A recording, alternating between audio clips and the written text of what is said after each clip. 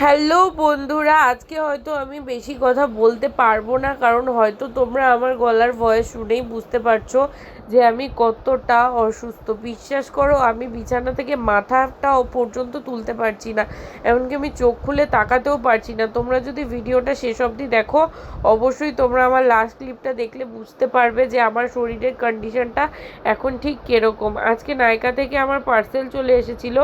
সেই পার্সেলে 3টে প্রোডাক্ট আমি পারচেস করেছি।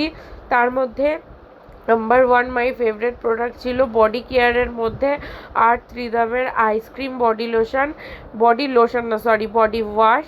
এটার বডি ওয়াশটা সত্যি মানে এতটা মাইল্ড আর এতটা স্যাটিসফ্যাক্টরি, তোমরা না ইউজ করলে হয়তো তোমরা বুঝতে পারবে না। আর তার সাথে আমি অর্ডার করেছিলাম 2টো ফক্সটেলের প্রোডাক্ট। একটা ছিল ফক্সটেলের এই যে আমি আনবক্সিং করছি এই সিরামটা, ভিটামিন সি ব্রাইটেনিং সিরাম। অবশ্যই তোমাদের যদি কারো একটু ইভেন টোন বা পিগমেন্টেশনের প্রবলেম থেকে থাকে, অবশ্যই তোমরা এটা ইউজ করতে পারো, রেজাল্ট খুবই ভালো পাবে। আর নেক্সট আমি একটা অর্ডার করেছিলাম ফক্সটেলেরই milk drop like something, but milk drop ঠিক না, ওটাও একটা হাইপার পিগমেন্টেশনের জন্য ফক্সটেলের সিরাম। ওটা তোমরা দুবেলাই ইউজ করতে পারো, বাট আমার সাজেশন যে নেবে আমি বলবো ওটাকে অ্যাকচুয়ালি রাত্রেই ইউজ করাটা হয়তো ঠিক বলে আমার মনে হয়, জানি না এখন, যার যেটা মনে হয় করতে পারো তোমরা। আর পাশাপাশি ফক্সটেলের প্রোডাক্টের ইনগ্রিডিয়েন্ট কিন্তু খুব ভালো হয়, এবং আমার স্কিনে যখন শ্যুট করেছে আমি বলতে পারি প্রতিটা অয়েলি, যতটাই অয়েলি হোক না কেন শ্যুট করে যাবে, তো তোমরা পারচেস করতে পারো।